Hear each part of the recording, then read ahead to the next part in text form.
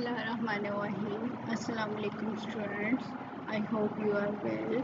I am Ms. Sumaira Siddiq from Chemistry Department. I will teach you a course named as Physical Chemistry. In zoology, it is a 4 credit hour course and its course uh, name is Physical Chemistry, but this course code is CHM 421. But in chemistry, its code is CHM 401 and its name is Physical Chemistry 1 and it is 4 credit hour. In the Department of Botany, it is a 3 credit hour course with the code with CHM 301. So don't confuse it with the code which is written as CHM 401. It actually this is for chemistry and this is same for the course contents are the same for zoology and botany department students. So in this course, which is physical chemistry, we will discuss about the 3 main chapters of the physical chemistry, or you can say we will study 3 branches of physical chemistry. Actually these are very large core branch, or we can say very large topics, and from which we study small portion of that topics, and which are included in your course contents of this semester. And we see the first chapter of first main topic is related to the chemical kinetics, and the second one is related to the chemical equilibrium. These two topics, or we can say these two chapters, you have already studied in your previous classes. I mean, you have small introduction of these two chapter in like FSC or previous, but very small know-how is taken from that contents. And the third one is basic quantum chemistry. Actually this is a new for you, and we will uh, discuss it in detail in this semester. So firstly we will start from the chemical kinetics. Mean, what is chemical kinetics, or what firstly we define what is the chemical kinetics, or we discuss its introduction, then what is the rate of reaction, what are the rate equation or rate law, and next one is the what is the molecularity and order of reaction, or what are the zero order, first order, second order reaction. I think you have studied about zero order and first order reactions also. And we read the second order reaction with the detail. Mean, it have 2 main types. One is with the same initial concentration, and the second one is the with the different initial concentration of the reactants.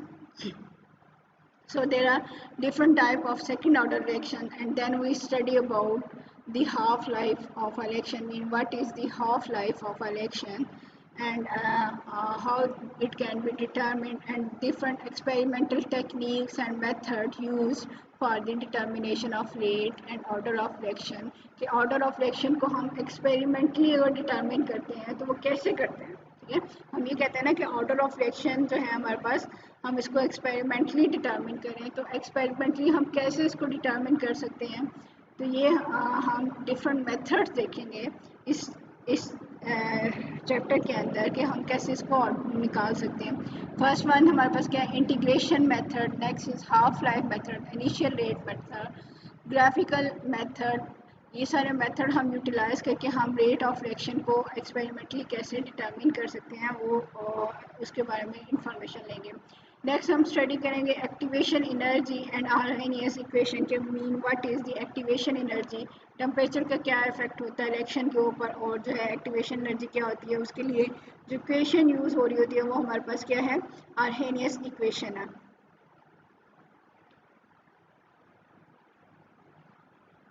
Next हम study करेंगे collision theories. Mean there are three main theories about the collision. First one is the bimolecular collision theory. Second one is the unimolecular collision theory, and in the end, the most acceptable theory, which is called the transition state theory. हम इसके बारे में chemical kinetics में study करेंगे. उसके बाद हमारा जो नेक्स्ट टॉपिक है, नेक्स्ट चैप्टर है हमारे पास, वो हमारे पास केमिकल इक्विलिब्रियम है. केमिकल इक्विलिब्रियम को भी आपने थोड़ा सा इसके बारे में इंफॉर्मेशन जो है वो ली हुई है पहले, कि आपने may be Lee Chatelier principal के बारे में स्टडी किया होगा. तो यानी कि कुछ effect of temperature and pressure equilibrium के ऊपर आपने इसको स्टडी किया होगा. तो उसी चीज़ को हम जो है फर्दर इन्हांस करेंगे. तो हमारे पास क्या है कि केमिकल इक्विलिब्रियम को सबसे पहले हम उसका इंट्रोडक्शन देखेंगे, उसकी टर्म्स जो यूटिलाइज हो रही है, कि रेट ऑफ फॉरवर्ड रिएक्शन क्या होता है, रेट ऑफ बैकवर्ड रिएक्शन क्या है, इक्विलिब्रियम कांस्टेंट क्या होता है, उसका क्या एक्सप्रेशन होते हैं, या इक्विलिब्रियम की क्या कैरेक्टरिस्टिक्स होते हैं, ये हम क्या करेंगे कि पहले इसको स्टडी करेंगे. So the general equilibrium expression, rate equations को स्टडी करेंगे. Example of chemical reaction in solid and liquid and gas phases, extent of reaction and equilibrium constant, and effect of temperature and pressure on the equilibrium constant को study करेंगे, या उसकी composition को study करेंगे. इसी तरह साथ साथ हम देखेंगे कि what is the want of equation क्या है हमारे पास, और ली चैटलियर प्रिंसिपल क्या है. आपने पढ़ा होगा कि ली चैटलियर प्रिंसिपल में आप effect of concentration, effect of catalyst और effect of pressure and volume and temperature जो है वो आप स्टडी करेंगे कि रेट के ऊपर किस तरह का इफेक्ट होता है, या इक्विलिब्रियम के ऊपर इफेक्ट कैसा होता है, और इक्विलिब्रियम उसको नलीफाई करने के लिए किस डायरेक्शन में मूव करता है. इसके अलावा हम क्या है थर्ड पे जो है हमारे पास क्या है, बेसिक क्वांटम केमिस्ट्री आ जाती है, जिसमें हम देखेंगे कि सबसे पहले हम डिफाइन करेंगे क्लासिकल मैकेनिक्स क्या है. ठीक है, क्लासिकल मैकेनिक्स, फिर उसके बाद क्वांटम मैकेनिक्स क्या है, उनकी लिमिटेशंस क्या है हमारे पास क्लासिकल मैकेनिक्स की, या एडवांस जो है हमारे पास क्वांटम केमिस्ट्री है, हम उसको देखेंगे. इसी तरह wave and particle nature of matter क्या होती है, हम उसके बारे में देखेंगे. डी ब्रॉगली इक्वेशन क्या है, हाइजेनबर्ग अनसर्टेनिटी प्रिंसिपल क्या है. आपने एक्चुअली ये फिजिक्स में थोड़ा बहुत इनके बारे में इंफॉर्मेशन ली हुई है. इसी तरह हमारे पास क्या है, Schrodinger wave equation and its solution for particle in one dimensional box को स्टडी करेंगे, और साथ साथ हम concept of quantization of energy को स्टडी करेंगे. तो फर्स्ट हमारे पास क्या है, केमिकल काइनेटिक्स, सेकंड हमारे पास केमिकल इक्विलिब्रियम, और थर्ड हमारे पास बेसिक क्वांटम केमिस्ट्री है, जो हमने इस सेमेस्टर के अंदर स्टडी करना है. इसी तरह अगर हम प्रैक्टिकल्स देखें, तो प्रैक्टिकल्स के अंदर हम जो लिक्विड हैं उनकी प्रॉपर्टीज़ को स्टडी करेंगे, कि उनकी क्या क्या प्रॉपर्टीज़ हैं हमारे पास. आपको पता है हर लिक्विड की एक स्पेसिफिक विस्कोसिटी होती है, हर लिक्विड की एक स्पेसिफिक सरफेस टेंशन होती है, इसी तरह रिफ्रैक्टिव इंडेक्स होता है. तो हम उन तीन प्रॉपर्टीज़ को स्टडी करेंगे. हम फर्स्टली एक एक सॉल्यूशंस के लिए इसको स्टडी करेंगे, देन हम डिफरेंट कंसंट्रेशन के सॉल्यूशंस बना लेंगे. मीन 10 डिफरेंट कंसंट्रेशन के सॉल्यूशंस बना लें, तो उसको बना के फिर हम उनकी सरफेस टेंशन को मेजर करेंगे, और देखेंगे कितना चेंज आता है कंसंट्रेशन चेंज करने के साथ. इसी तरह हम विस्कोसिटी मेजर कर सकते हैं, इसी तरह हम क्या है सरफेस टेंशन मेजर कर सकते हैं, इसी तरह हम रिफ्रैक्टिव इंडेक्स मेजर कर सकते हैं. प्रैक्टिकल हमारे पास क्या, determination of viscosity and parachor values of liquid के, लिक्विड की पैराकर वैल्यूज, और विस्कोसिटी क्या है, मीन विस्कोसिटी और उसके कोफिशिएंट्स होते हैं, विस्को रियोकर एंड सरफेस टेंशन के पैराकर्स. हमारे पास जो कोफिशिएंट है हम इनको स्टडी करेंगे, मीन वहाँ से इक्वेशन यूज़ करके हम एक्सपेरिमेंटली यहाँ से वैल्यूज़ निकालेंगे. इसी तरह determination of percentage composition of a liquid solution bye viscometer के, डिफरेंट परसेंटेज के सॉल्यूशन बना के उसकी विस्कोसिटी को मेजर कर सकते हैं, उसकी सरफेस टेंशन को मेजर कर सकते हैं. सिमिलरली उनकी डेंसिटी भी चेंज होती है. जब हम प्रैक्टिकल करेंगे तो हम इसको जो है वो डिटेल में देख लेंगे.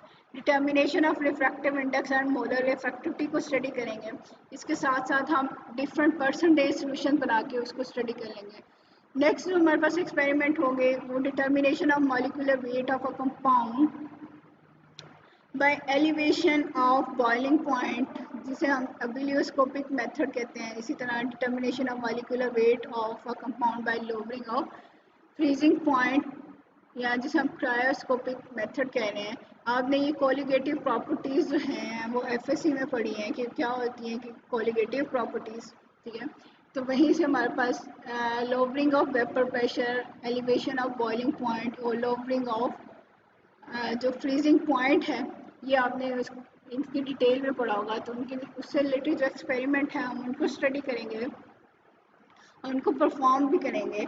एंड नेक्स्ट हमारे पास क्या, determination of heat of solution by solubility method and determination of heat of neutralisation by acid base. किसी भी सब्सटेंस को सोलबिलाइज करने के लिए कितनी हीट रिक्वायर्ड होती है, या हीट ऑफ न्यूट्रलाइजेशन मीन जब भी कोई स्ट्रॉन्ग एसिड आपको पता है स्ट्रॉन्ग बेस के साथ कंबाइन करता है तो हीट इवॉल्व हो रही होती है। तो हीट इवॉल्व होती है तो साथ साथ हमारे पास क्या है कि हम उस हीट को मेजर करेंगे।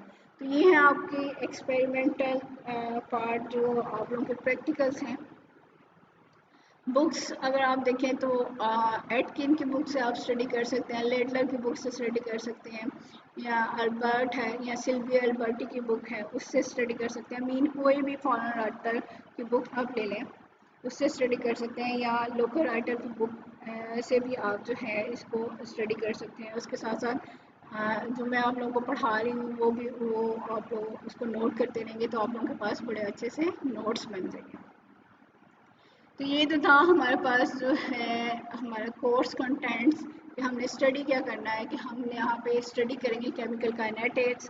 पहले सबसे पहले इसको स्टडी करेंगे, इसकी डिटेल में स्टडी करेंगे, उसके बाद केमिकल इक्विलिब्रियम आएगा और इन दी एंड हमारे पास क्या है बेसिक क्वांटम केमिस्ट्री आ जाएगी।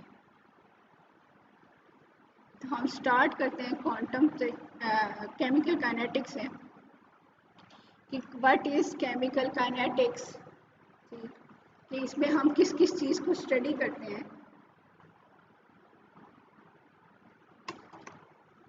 ये सारी चीज़ें आ जाएंगी इसके अंदर कि केमिकल काइनेटिक्स है क्या, या रेट क्या है, या मैकेनिज्म क्या है, या ऑर्डर ऑफ रिएक्शन क्या होता है, मॉलिक्यूलरिटी क्या होती है, इस चीज़ के बारे में। फिर हम बाद में इसके बाद जो है zero order reaction, first order और सेकेंड ऑर्डर के 2 केसेस देखेंगे, ठीक है। तो सबसे पहले हम देखते हैं कि केमिकल काइनेटिक्स है क्या, या हम इसको कैसे डिफाइन कर सकते हैं। The branch of physical chemistry which deal with the rate and mechanism of a chemical reaction is called chemical kinetics. Chemical kinetics में हम किस चीज़ को स्टडी कर रहे हैं, ये हम स्टडी कर रहे हैं रेट ऑफ अ रिएक्शन और मैकेनिज्म ऑफ अ रिएक्शन। अब रेट क्या है, रेट क्या है हमारे पास कि रेट ये आ जाता है कि कोई भी रिएक्शन किस स्पीड से प्रोसीड आउट हो रहा है, उसमें रिएक्शन की जो कंडीशंस हैं वो क्या हैं, या रिएक्टेंट्स क्या हैं, जो हैं रिएक्टेंट्स जो हैं उनकी कितनी कंसंट्रेशन चेंज हो रही है with respect to time. Time हम स्पेसिफिक कर देते हैं कि मीन 1 सेकंड में कितनी कंसंट्रेशन चेंज हुई, 2 सेकंड में, 3 सेकंड में, या मिनट्स में कितनी कंसंट्रेशन चेंज हुई, या आवर्स के अंदर कितनी कंसंट्रेशन चेंज हो रही है, या इवन ईयर्स के अंदर कितनी कंसंट्रेशन चेंज हो रही है। तो वो हमें बताती है कि ये हमारे पास विद रिस्पेक्ट टू टाइम इतनी कंसंट्रेशन चेंज हो रही है। तो हम ये कह रहे हैं कि ये किसी भी रिएक्शन का रेट है। अब दूसरी टर्म हमारे पास क्या है, मैकेनिज्म क्या है। मैकेनिज्म कहते हैं कि जो भी सीक्वेंस है किस तरह रिएक्शन जो है वो प्रोसीड आउट हो रहा है, कि एक स्टेप से दूसरे स्टेप में अगर रिएक्शन जा रहा है, दूसरे स्टेप से फिर तीसरा स्टेप आ रहा है, तो वो हमारे पास क्या है कि इन दी एंड हमें प्रोडक्ट दे रहा है। तो मीन कितने स्टेप में रिएक्शन कंप्लीट होता है, आइदर वो हमारे पास सिंगल स्टेप रिएक्शन है या फिर मल्टी स्टेप रिएक्शन है। तो ये सारी चीज़ें हमें जो है वो मैकेनिज्म से पता चलती हैं और रेट हमने निकाल लेते हैं। और इसके साथ साथ थर्ड हमारा जो मेन पॉइंट होता है तो वो हमारे पास क्या है कि जो फैक्टर्स हैं किसी भी रेट को जो अफेक्ट कर रहे होते हैं उनको भी स्टडी करते हैं साथ में। इनकी चेंज इन टेम्परेचर, प्रेशर और कैटालिसिस वगैरह, इन चीज़ों से रेट ऑफ रिएक्शन में क्या फ़र्क पड़ता है हम इसको भी साथ साथ स्टडी करते हैं, ठीक है। तो हमारा मेन फोकस जो केमिकल काइनेटिक्स में ही होता है वो 3 मेन फोकस हैं कि study of rate of reaction, study of mechanism of reaction and study of the factors which influence the rate of reaction। ये हमारे तीन फोकस होते हैं, तीन मेन पॉइंट्स हैं जो हम केमिकल काइनेटिक्स के अंदर स्टडी कर रहे होते हैं। ये हमारे पास क्या है, हम इसको डिफाइन कर सकते हैं केमिकल काइनेटिक्स को, the branch of physical chemistry which deal with the rate and mechanism of a chemical reaction is called as chemical kinetics. Firstly, what is the rate? The rate of a reaction is the speed with which the reaction proceed। कि कुछ reaction ऐसे होते हैं slow होते हैं, कुछ क्या होंगे वेरी फास्ट होंगे, तो वो हमारे पास क्या है, रेट ऑफ रिएक्शन है जिससे कोई भी रिएक्शन जो है प्रोसीड आउट हो रहा होता है। In other word, the rate of chemical reaction is the change in concentration of any reactant और प्रोडक्ट पर यूनिट टाइम। कि किसी भी रिएक्टेंट की या प्रोडक्ट की जो कंसंट्रेशन में चेंज आ रहा है वो हमारे पास पर यूनिट टाइम के लिहाज से ये हमारे पास क्या है, रेट ऑफ रिएक्शन है आ जाता है। इसी तरह मैकेनिज्म क्या है, mechanism of a chemical reaction is the detail sequence of single elementary step which lead from reactant to product. कि डिटेल सीक्वेंस हमने बताना है कि अगर एक रिएक्टेंट था वो प्रोडक्ट में गया है, तो अगर वो सिंगल रिएक्शन है, सिंगल स्टेप रिएक्शन है, तो वो तो सिंगल होगा, लेकिन अगर 2 स्टेप और 3 स्टेप के बाद जा रहा है हमारे पास प्रोडक्ट बना रहा है, तो हम उन हर स्टेप को डिटेल में स्टडी करते हैं। ठीक है, इसलिए हम कह रहे हैं कि detail sequence of each step in which the reactants are converted into product.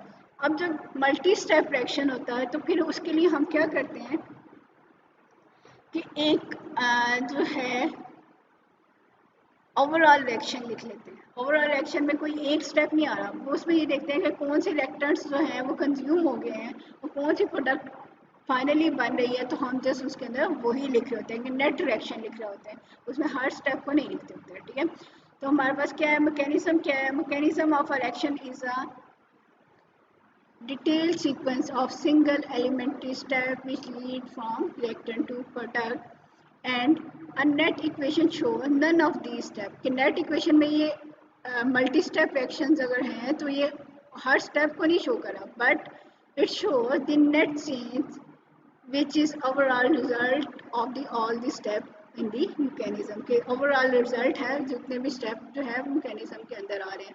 Much of our knowledge of the reaction mechanism stems from the studies of the reaction rate and how they are influenced by different factors।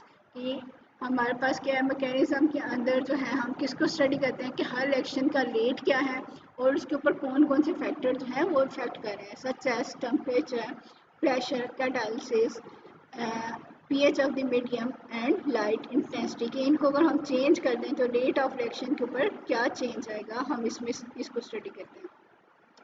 अब rate of reaction, अभी हमने क्या कहा कि rate जो है हमारे पास क्या है, speed of reaction.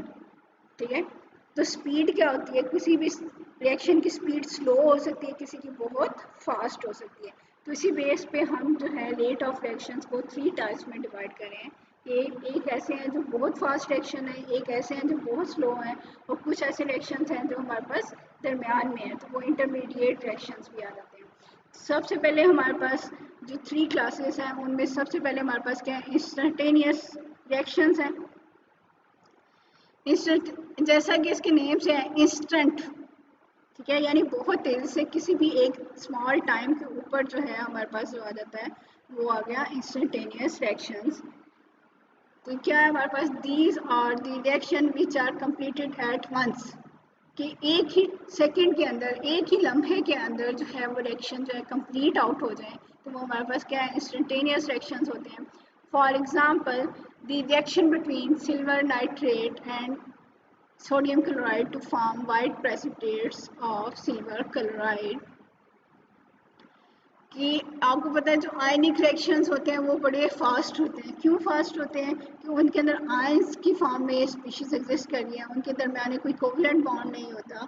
Ionic form में आयनिक इंटरेक्शंस होती हैं, तो एक आयन जो है वो दूसरे नेगेटिव आयन, अगर पॉजिटिव है तो दूसरे नेगेटिव आयन के साथ बड़े क्विकली जो है वो अटैच हो जाता है, उनको बॉन्ड ब्रेक करने की ज़रूरत नहीं पड़ती। तो इसलिए हमारे पास क्या है कि एट वंस रिएक्शन हो जाते हैं, यानी कि बहुत फास्ट रिएक्शन होते हैं। अब जो ये फास्ट रिएक्शन है तो इनको डिटरमिन करने के लिए भी कोई एडवांस टेक्निक चाहिए होती है, ठीक है, जो कि बहुत नैनो सेकेंड में टाइम इस टाइम के अंदर जो है वो इस रिएक्शन को डिटेक्ट कर सकते हैं। सेकेंड हमारे पास क्या है, moderate reaction. These are the reaction which proceed at moderate speed and accurate measurement of their rate is possible, कि वो रिएक्शन जो नॉर्मल स्पीड पे हो रहे हैं, ठीक है, जो हम नॉर्मल टेक्निक यूज़ कर लेते हैं, हम उनसे इजीली इनको डिटरमिन कर सकते हैं। For example hydrolysis of an ester and the second one is the reversible decomposition of gaseous hydrogen iodide. इसकी एग्जांपल्स आपको दी जा रही है कि ये मॉडरेट रिएक्शन है, हम इनको इजीली डिटरमिन कर सकते हैं। इनकी डिटेल भी हम आगे जो है वो देख लेंगे। फर्स्ट अच्छा, इसमें एग्जांपल हमारे पास क्या, हाइड्रोलिसिस ऑफ एस्टर है, और इसी तरह हमारे पास reversible decomposition of gaseous hydrogen iodide के ये डीकम्पोज हो रहा है हाइड्रोजन के अंदर और आयोडीन के अंदर, और ये गैसियस फॉर्म में, इसलिए इसकी ब्रैकेट में गैस लिखा हुआ। अब थर्ड वन है जो हमारे पास बहुत स्लो रिएक्शंस हैं, ठीक है, these are the reaction which take a long time to complete, कि ये हमारे पास क्या है, ज़्यादा टाइम ले रहे हैं कंप्लीट होने के लिए। For example rusting of iron and fixation of atmosphere nitrogen, कि हमारे पास जैसे आपको पता है रस्टिंग ऑफ आयरन हमारे पास क्या है, बड़ा स्लो प्रोसेस है कि लोहे को जंग लगना है। ये तो नहीं आप जैसे जो लोहा आप नॉर्मल ह्यूमिड एयर के अंदर रख रहे हो तो उस टाइम ही उसको जंग लग जाता है, ऐसा नहीं होता, बल्कि उसके ऊपर एक ऑक्साइड की लेयर बनना शुरू होती है आहिस्ता आहिस्ता आहिस्ता, तो वो जो है फिर आहिस्ता आहिस्ता उसके ऊपर जंग लगता है, यानी कि ये स्लो प्रोसेस है। इसी तरह फिक्सेशन ऑफ एटमॉस्फेरिक नाइट्रोजन, आपको पता है जो एटमॉस्फेरिक नाइट्रोजन है उसको फिक्स करने के लिए डिफरेंट बैक्टीरिया सॉइल के अंदर मौजूद होते हैं, जो सॉइल के अंदर जो है इस एटमॉस्फेरिक नाइट्रोजन को नाइट्रेट और नाइट्राइट्स वगैरह में कन्वर्ट करते हैं, तो ये प्रोसेस भी बड़े स्लो होते हैं, ठीक है। तो अभी हमने देखा कि हम रिएक्शंस को जो है 3 मेन टाइप में डिवाइड कर सकते हैं, कि fast reaction, intermediate reactions and slow reaction. इसी तरह आपने कई वर्ड पढ़ोगे, homogeneous kinetics and heterogeneous kinetics. Homo mean same, ठीक है, हेटेरो मीन डिफरेंट, कि अगर हमारे पास सेम फेज के अंदर रिएक्शन प्रोसीड आउट हो रहा है, सेम फेज मीन कि अगर रिएक्टेंट जो हैं 2 हैं या 3 हैं, जितने भी रिएक्टेंट्स हैं सबकी फेज सेम है, मीन सारे लिक्विड में हैं या सारे सॉलिड में हैं या सारे गैस में हैं, तो वो क्या होगा, सबकी सेम फेज होगी, तो वो होमोजीनियस काइनेटिक्स आ जाती है। लेकिन अगर किसी की फेज डिफरेंट है, मीन एक रिएक्टेंट लिक्विड है तो दूसरा क्या है, सॉलिड है, तो वो हमारे पास क्या आ जाते हैं, हेटेरोजीनियस काइनेटिक्स आ जाती है। नेक्स्ट हम डिफाइन करते हैं रिएक्शन रेट, की रेट क्या है। रेट को हमने पीछे कहा कि ये वेलोसिटी ऑफ अ रिएक्शन है। अब वेलोसिटी ऑफ रिएक्शन में हम स्टडी क्या कर रहे थे, change in concentration with respect to specific time, तो ये हमारे पास क्या हो जाता है कि रेट ऑफ रिएक्शन बन जाता है, कि चाहे हम रिएक्टेंट की कंसंट्रेशन ले लें, चाहे हम प्रोडक्ट की कंसंट्रेशन ले लें, तो हम उसका जो चेंज है वो जो है हमारे पास रेट ऑफ रिएक्शन कहलाता है, ठीक है। द रेट ऑफ रिएक्शन और alternatively the speed of a reaction, or we can say the velocity of a reaction is defined as the amount of chemical change taking place per unit time, कि chemical change per unit time में जितना भी आ रहा होगा वो हमारे पास क्या है, रेट ऑफ रिएक्शन है। अभी केमिकल चेंज किसकी वजह से आ रहा है, या रिएक्टेंट की वजह से आ रहा है या फिर प्रोडक्ट की वजह से आ रहा है। The rate of reaction may be defined as the change in concentration of any of the reactant or product per unit time, कि टाइम के लिहाज से टाइम हम स्पेसिफाई करें कि 1 सेकंड में, 1 मिनट में, 1 आवर के अंदर या 1 ईयर के अंदर जो है हमारे पास जो चेंज आ रहा है, तो वो हमारे पास क्या है, रेट ऑफ रिएक्शन आ जाता है। अब हम देखते हैं कि यूनिट ऑफ रेट क्या होते हैं। अब देखिए कंसंट्रेशन है, कंसंट्रेशन हमारे पास उसके यूनिट्स क्या होते हैं, मोल्स में लेते हैं हम उसको, ठीक है, या मोलर सोल्यूशन बना रहे होते हैं हम, तो इसलिए हम इस कंसंट्रेशन की टर्म के यूनिट्स अगर हम देखें तो वो होते हैं मोल पर क्यूबिक डेसीमीटर या मोल पर लीटर, आप लोगों ने देखा होगा। ठीक है, तो दोनों एक ही चीज़ है, मोल पर क्यूबिक डेसीमीटर है। और टाइम के यूनिट्स हमारे पास क्या है, सेकेंड। ठीक है, सेकंड हो सकता है, मिनट हो सकता है, ईयर हो सकता है, या और हो सकता है। तो हम पर और मीन जो है डिनोमिनेटर में हमारे पास टाइम के यूनिट्स आएंगे हमेशा। तो हमारे पास क्या है, rate of reaction rate has the unit of concentration divided by time, कि कंसंट्रेशन के जो यूनिट हैं डिवाइडेड बाय टाइम करेंगे तो हमारे पास जो है यूनिट्स ऑफ रेट आ जाएंगे। Generally concentration is expressed in mole per cubic decimetre and time in second, कि नॉर्मली हमारे पास सेकंड होता है, लेकिन अगर स्लो रिएक्शन है तो मिनट और ईयर्स पे भी जाएंगे, और अगर वेरी फास्ट है तो नैनो सेकंड तक भी जा सकते हैं। ठीक है, thus the unit of the reaction rate are mole per DM cube per second, कि जनरली हमारे पास क्या है, कंसंट्रेशन के यूनिट डिवाइडेड बाय टाइम के unit. For a gas phase reaction the pressure units are used in place of molar concentration, की concentration की बजाय हम क्या कर सकते हैं, प्रेशर की टर्म यूज़ कर सकते हैं जब हमारे पास गैसियस रिएक्शन होंगे। अब अगर हम टाइम को देख लें, टाइम को जैसे मैंने आपको बताया, if the time is in minutes, hours or days or years, then the unit will be written accordingly. पर सेकंड है, अगर सेकंड के लिए आ गया, ठीक है, विल बी रिप्लेस बाय पर minute, per hour, per year. यहाँ पे एक चीज़ नोट कीजिएगा स्टूडेंट, अगर आपके नेट वगैरह से पढ़ेंगे तो आप देखोगे कि सेकंड को SEC लिखा होता है अक्सर, लेकिन जो इसकी प्रॉपर यूनिट है वो सेकंड का S है। ठीक है, तो ये पर S बनेगा, पूरा SCC नहीं बनता, तो इस चीज़ को आप लोग ध्यान रखिएगा। Therefore the unit of reaction rate में भी मोल पर DM क्यूब पर सेकेंड हो सकता है, या पर मिनट हो सकता है, या पर आवर हो गया, या पर ईयर हो गया। ठीक है, ये तो हमने यूनिट देख लिए रेट ऑफ रिएक्शन के लिए, लेकिन समटाइम आपको कोई MCQs आ जाता है, समटाइम आपसे कोई पूछ लेता है कि यूनिट ऑफ K क्या है। अभी हमने K डिफाइन करना है आगे जाके कि रेट कांस्टेंट क्या है, लेकिन मैं आपको एक जस्ट छोटा सा फार्मूला बता देती हूँ कि अगर आपको यूनिट ऑफ के निकालने हैं तो क्या बन जाएगा, K is equal to concentration 1 minus N multiply by T minus 1। Time आ गया, टाइम तो आपको पता है पर सेकेंड पर मिनट वगैरह में आएगा, और ये कंसंट्रेशन है, ये 1 माइनस एन। अब यहाँ पे n क्या है, n एक्चुअली आपको ऑर्डर ऑफ रिएक्शन बताएगा, ये भी हम आगे डिटेल में स्टडी करेंगे कि n क्या हो सकता है, जीरो ऑर्डर हो सकता है, फर्स्ट ऑर्डर हो सकता है, या सेकंड ऑर्डर हो सकता है। अगर हम ये वैल्यू पुट करते हैं तो हम जनरली बड़ी आसानी के साथ जो है k के यूनिट निकाल सकते हैं। देखिए 1 माइनस ज़ीरो पर सेकेंड टाइम आ गया, तो ये क्या बन जाएगा, कंसंट्रेशन की पावर 1 एंड पर सेकेंड। तो ये कंसंट्रेशन की पावर 1 अगर देखें तो हमारे पास क्या बन गई, मोल पर क्यूबिक डेसीमीटर पर सेकेंड। अब इसी तरह अगर हमारे पास क्या है, n की वैल्यू 1 है तो 1 माइनस 1 होगा जब यहाँ पे, तो ये कंसंट्रेशन की टर्म 0 होगी, मीन इसके लिए कंसंट्रेशन की टर्म कैंसिल होगी, और जो रिमेनिंग हमारे पास रह गया पर सेकेंड जो है वो हमारे पास इसके यूनिट्स बन जाते हैं। Similarly n is equal to 2, अगर सेकेंड ऑर्डर रिएक्शन है तो हमारे पास क्या है, k is equal to 1 minus 2 and पर टाइम आ गया, तो यहाँ पे माइनस 1 जो है कंसंट्रेशन टर्म आ गया, मीन ये रिवर्स हो जाएगा, मोल पर डीएम क्यूब था, अब क्या बन गया, पर मोल डीएम क्यूब, यहाँ से आप इजीली लिख सकते हैं डीएम क्यूब पर मोल पर सेकेंड। ये हमारे पास जो है यूनिट्स आ जाएंगे रेट कांस्टेंट के फॉर सेकेंड ऑर्डर रिएक्शन। तो ये तो था कि हम रेट ऑफ रिएक्शन के यूनिट कैसे निकाल सकते हैं। यहाँ पे हमारे पास क्या है, रेट कांस्टेंट के यूनिट हम जो है वो कैसे निकाल सकते हैं।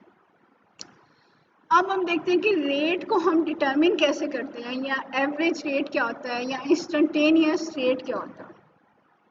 ठीक है, एवरेज का वर्ड आपको पहले पता है, एवरेज का मतलब क्या है कि जब भी हम एवरेज लेनी होती है तो कोई दो पॉइंट फिक्स कर लेते हैं, तो उनके दरमियान का जो डिफरेंस है हम उसको मेजर करते हैं। ठीक है, अब हमने एवरेज लेना है, तो एवरेज कंसंट्रेशन लेनी है कि 2 पॉइंट के ऊपर कंसंट्रेशन लेनी है और उसके डिफरेंस लेना है, और साथ साथ टाइम का भी डिफरेंस लेना है कि एक टाइम के ऊपर क्या कंसंट्रेशन थी और दूसरे टाइम के ऊपर क्या कंसंट्रेशन थी, तो हम उसको डिफरेंस ले लेंगे तो वो हमारे पास एवरेज रेट आ जाता है। इंस्टेंटेनियस का मतलब क्या है? एट वंस या बहुत किसी भी स्मॉल टाइम के ऊपर या किसी भी एक इंस्टेंट के ऊपर, या आप सिंपली कह दो कि किसी स्पेसिफिक टाइम के ऊपर जो हम रेट ले रहे होते हैं वो हमारे पास इंस्टेंटेनियस रेट हो जाता है। अब हम देखते हैं कि स्टार्ट पे इनमें क्या फ़र्क होता है और क्या कोई ऐसी कंडीशन है कि इंस्टेंटेनियस रेट और जो एवरेज रेट है वो दोनों एक दूसरे के इक्वल हो जाए। ठीक है, The rate of a chemical reaction is never uniform। हमें पता है कि रेट ऑफ केमिकल रिएक्शन हमेशा यूनिफॉर्म नहीं होता। क्यों यूनिफॉर्म नहीं होता? कि कभी रेट ऑफ रिएक्शन ज़्यादा होता है, कभी रेट ऑफ रिएक्शन जो है वो कम होता है। अब ये क्यों होता है? अगर हम कंसंट्रेशन और टाइम का ग्राफ देखें तो हमारे पास सबसे पहले क्या होती है? रिएक्टेंट्स होते हैं, प्रोडक्ट तो नहीं होती। ठीक है, तो रिएक्टेंट क्या है? With the passage of time जो है आस्ता आस्ता डिक्रीज होना शुरू हो जाते हैं, और उसके साथ साथ क्या है? With the passage of time start पे क्या है? प्रोडक्ट जीरो है, लेकिन आस्ता आस्ता प्रोडक्ट जो है वो इंक्रीज होना शुरू हो जाती है। अगर यहाँ पे आप स्लोप देखो तो स्लोप बड़ी शार्प होती है, लेकिन टाइम गुजरने के साथ साथ ये स्लोप जो है वो कम होती जाती है। सिमिलर केस इधर है कि यहाँ स्लोप शार्प है और आस्ता आस्ता डिक्रीज होती जा रही है। मतलब ये कि इनकी कंसंट्रेशन पहले ज़्यादा है, आस्ता आस्ता यहाँ पे कंसंट्रेशन कम होती जा रही है। रिएक्टेंट के केस के अंदर कि पहले ज़्यादा रिएक्टेंट इन्वॉल्व हैं और बाद में कम रिएक्टेंट जो हैं वो इन्वॉल्व होते हैं। तो इसलिए हम कह रहे हैं कि रेट ऑफ रिएक्शन हमेशा यूनिफॉर्म नहीं होता, बल्कि ये टाइम के साथ साथ जो है जब कंसंट्रेशन चेंज होती है तो हमें पता है कि रेट ऑफ रिएक्शन भी चेंज होता है। Since during the progress of a reaction, the concentration of reactant continuously decrease, concentration of reactant जो है continuously decrease हो रही होती है, while those of product increase as the time increase, कि टाइम गुजरने के साथ साथ जो है concentration of product क्या हो रही होती है? increase हो रही होती है। The rate of reaction also decrease continuously, कि रेट ऑफ रिएक्शन निकालेंगे हम तो वो भी कंटिन्यूसली डिक्रीज हो रहा है। अब यहाँ पे क्या है? फास्ट, आप सिंपली कह दें कि यहाँ पे रेट ऑफ रिएक्शन ज़्यादा होगा अगर हम इन 2 पॉइंट पे निकालें, लेकिन अगर हम यहाँ 2 पॉइंट को ले लें तो वहाँ पे रेट ऑफ रिएक्शन की वैल्यू कम आएगी। तो इसलिए हम कह रहे हैं कि कंटिन्यूसली रेट ऑफ रिएक्शन जो है वो डिक्रीज होता है। The rate measured for a time interval is only the average rate for that interval, कि अगर हम किसी भी टाइम इंटरवल की बात करें तो वो एवरेज रेट होगा हमारे पास। ठीक है, कि the rate of a chemical reaction between two specific time interval is called the average rate of reaction, कि ये जब 2 स्पेसिफिक टाइम इंटरवल्स हैं तो उनका जो रेट होगा वो हमारे पास क्या होता है? एवरेज रेट ऑफ रिएक्शन होता है। If we denote the amount of product form, कि अगर हम प्रोडक्ट के लिहाज से देखें कि जब टाइम 1 है तो उसकी प्रोडक्ट क्या है? 1x1 आ गई, और जब टाइम 2 होगा तो उसकी प्रोडक्ट क्या हो जाएगी? x2 हो जाएगी। जब हमने इनका डिफरेंस लेना है, डिफरेंस हम क्या लेंगे? फाइनल माइनस इनिशियल करते हैं। ठीक है, x2 minus x1 divided by t2 minus t1 आ जाएगा। Then the average rate would be equal to delta x over delta t, कि एवरेज रेट हम क्या कर रहे हैं कि कंसंट्रेशन का जो डिफरेंस है उसको ले लिया और जो टाइम का डिफरेंस है हम उसको ले लेंगे। To denote the average rate, the change in concentration and change of time should be denoted by a symbol delta। ये जो delta है ये बता रहा है कि change in concentration आ रहा है, कि change in any form। ठीक है, कि अगर concentration में है तो concentration के साथ आ गया, temperature है तो temperature के साथ। Obviously the average rate of reaction is a function of time, के टाइम के साथ साथ जो है वो चेंज हो जाता है रेट। अब हमारे पास क्या है कि तो आ गया हमारे पास एवरेज रेट, कि किसी भी 2 पॉइंट के दरमियान का जो डिफरेंस है वहाँ पे कंसंट्रेशन को ले लें और टाइम को ले लें तो वो हमारे पास एवरेज रेट आ गया। लेकिन अगर हम किसी भी स्पेसिफिक टाइम के ऊपर, एग्जैक्ट टाइम के ऊपर उसको मेजर कर रहे हैं तो वो हमारे पास क्या आ जाता है? इंस्टेंटेनियस रेट ऑफ रिएक्शन होता है। The rate of chemical reaction at a specific time is called instantaneous rate of reaction, The average rate and instantaneous rate are equal for one instant in any time interval. कि किसी एक specific time के ऊपर ये दोनों एक दूसरे के इक्वल हो सकते हैं, वरना ये दोनों एक दूसरे के लिए इक्वल नहीं होते. ठीक है, अभी हम देखेंगे ये किस पॉइंट के ऊपर जो है वो इक्वल होते हैं. ठीक है, at the beginning of fraction the instantaneous rate are higher than the average rate. कि आप किसी भी दो पॉइंट के ऊपर स्टार्ट पे ले लें कि यहाँ पे अगर दो पॉइंट का रेट निकालो तो उनका जो डिफरेंस है वो कम होगा, लेकिन उस पॉइंट के ऊपर जो है वैल्यू क्या होगी, ज़्यादा होगी. कि इसलिए हम कह रहे हैं at the beginning the instantaneous rate are higher than the average rate, but in the end of the interval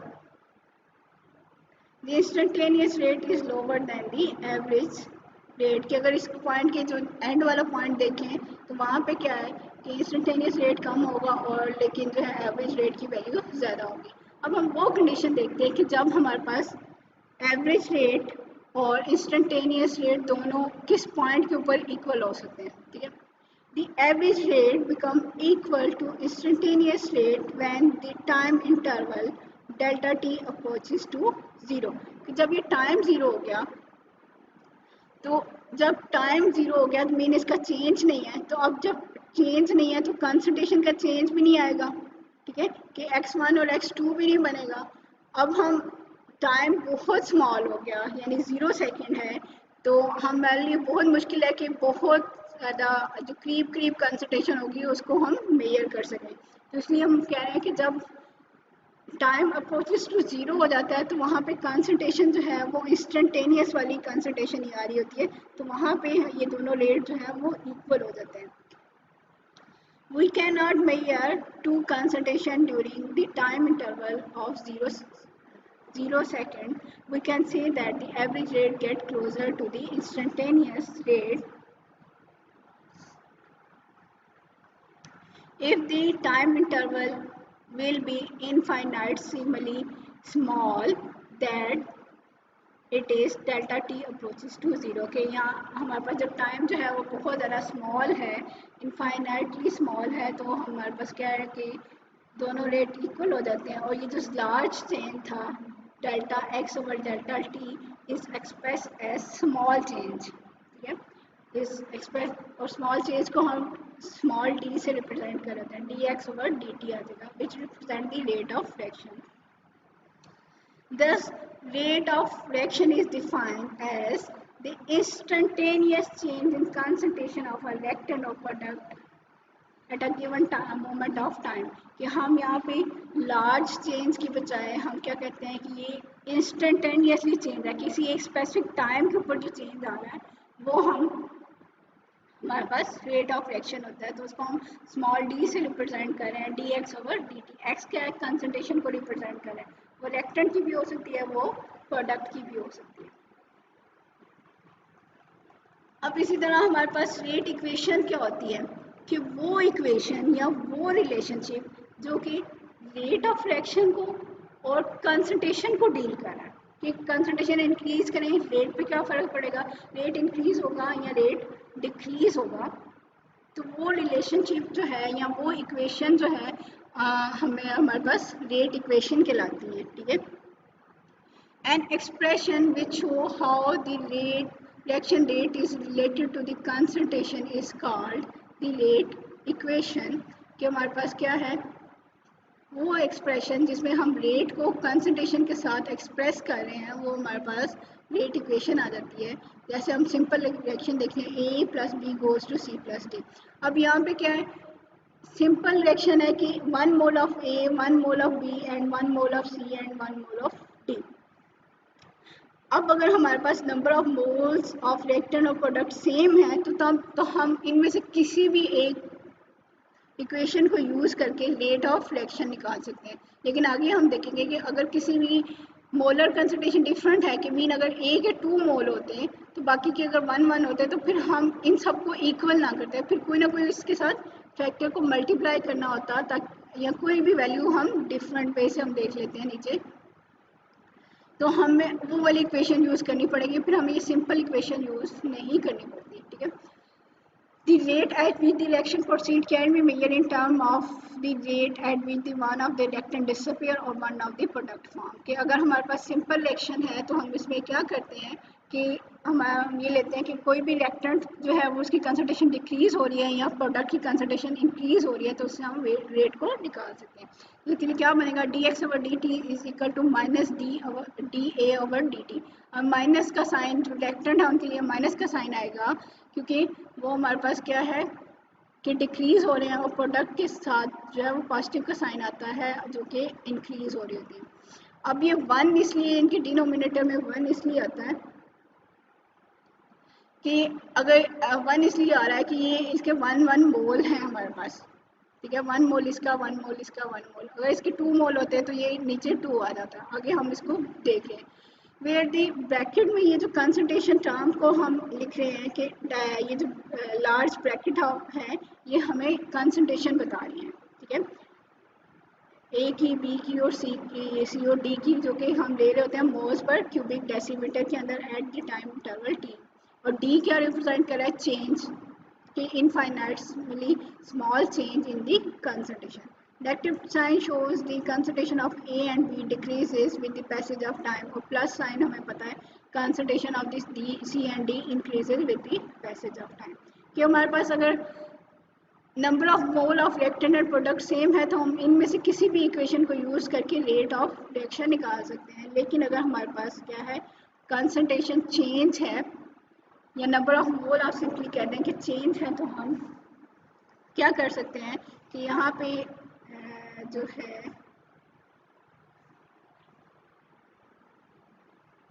हम कंसंट्रेशन चेंज हो तो फिर हम जो है डिफरेंट इक्वेशन यूज़ करनी पड़ेंगी। अब हम देखते हैं कि वो इक्वेशन कैसे बनेंगी।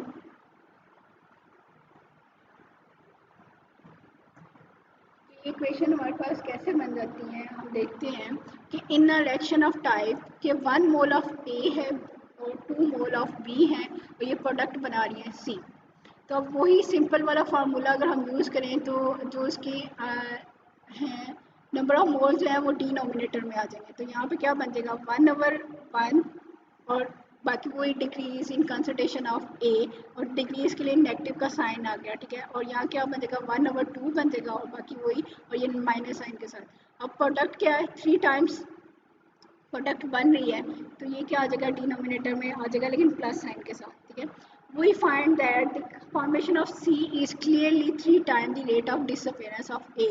अगर हम ए और सी को कंपेयर करें कि ए का वन मोल है और सी के थ्री मोल्स बन रहे हैं, ठीक है, which is the one half of the rate of disappearance of b के ये हमारे पास क्या है अगर इसको कंपेयर करें कि ये टू मोल्स हैं और इसके क्या है हमारे पास वन मोल आ गया। We can express the rate of this reaction by any one of the equivalent derivatives कि हम इसको किसी एक से निकाल सकते हैं। अब क्या है पहले तो हमने ये इक्वेशन लिखी फिर इसको ओवरऑल रिएक्शन जो है वो थ्री टाइम्स पे डिपेंड कर रहा है, ठीक है, तो इसको हम मल्टीप्लाई कर दें अगर थ्री के साथ तो ये क्या बन जाएगा थ्री डी ए ओवर डी टी आ गया माइनस के साथ और ये थ्री बाय टू बन गया और ये थ्री बाय थ्री यानी कि वन कंसंट्रेशन के साथ ये यानी कि हमारे पास अगर डिफरेंट है मोल्स तो हमें डिफरेंट इक्वेशन यूज़ करनी पड़ेंगी। The above rate equation show that the rate can be different for different species के हर स्पीशी के लिए रेट जो है वो डिफरेंट है। Hence one must specify which species taken in the rate of equation। हमें स्पेसिफाई करना पड़ेगा कि हम किस स्पीशी के लिहाज से रेट ले रहे हैं क्योंकि ये तो उसके लिहाज से वन बाय वन है, अब इसके लिहाज से थ्री बाय वन है और इसके लिहाज से टू बाय वन आ जाता है। अब सिमिलरली एक और एग्जांपल आप लोगों को दी जा रही है consider the reaction in which 2a plus b goes to a to b। अब यहाँ क्या है टू मोल ऑफ a है और यहाँ पे हमारे पास क्या है वन मोल ऑफ हमारे पास b है तो ये प्रोडक्ट बना रहे हैं। In this reaction the rate of disappearance अब हम इस a को इसके साथ रेट ऑफ रिएक्शन से कंपेयर कर रहे हैं, ठीक है, प्रोडक्ट के साथ। Rate of disappearance of a is twice than the rate of disappearance of b और the rate of formation of a two b कि ये ट्वाइस है ये क्या है 1 है, और ये और इधर अगर हम इसको कंपेयर करें तो ये भी 1 है और ये हमारे पास क्या है 2।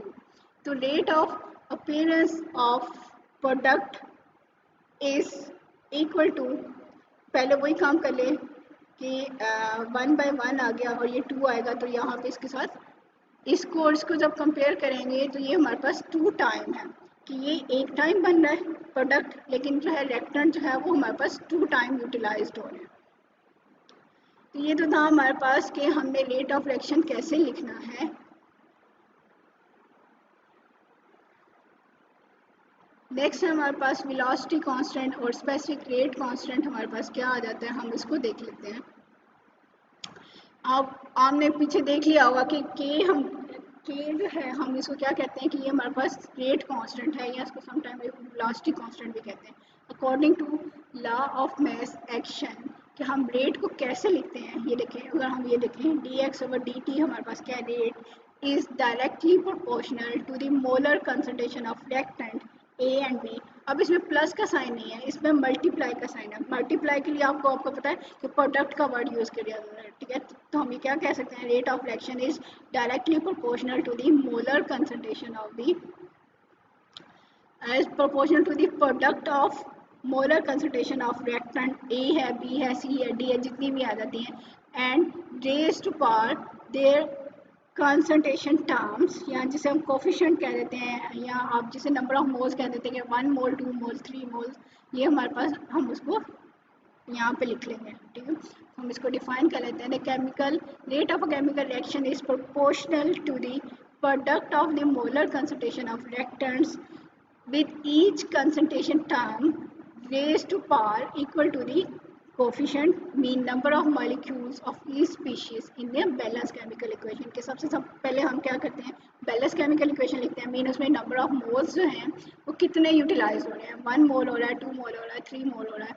अगर इसके 2 होते हैं तो हम इसके ऊपर 2 लिख लेते, अब इनके 1 है तो ये हम इसलिए 1 लिख रहे हैं। तो ये हमारे पास एक इक्वेशन बन गई कि dx/dt is directly proportional to the product of molar concentration of a and b. अब ये प्रोपोर्शनलिटी साइन को ख़त्म करते हैं तो एक कांस्टेंट आता है जिसको हम रिप्रेजेंट कर रहे हैं, ये हमारे पास क्या है, k है। तो अब हम इस k को डिफाइन करते हैं, where k is the constant of proportionality known as the rate constant or velocity constant और specific rate constant, हम इसको कह सकते हैं। अब अगर हमारे पास दोनों जो रिएक्टेंट्स हैं उनकी कंसंट्रेशन सेम हो, कि अगर हमारे पास ये क्या है 1 मोल है और दूसरा भी हमारे पास क्या है 1 मोल पर dm³ है, तो हम क्या कर सकते हैं, यहाँ पे 1 पुट करेंगे कि दोनों की कंसंट्रेशन क्या है 1 मोल पर dm³ है, ये भी 1 मोल पर dm³ है, तो क्या हो जाएगा मल्टीप्लाई बाय k करेंगे, तो इसका मतलब है ये तो यूनिटी है, टर्म खत्म होगी, तो dx/dt is equal to k।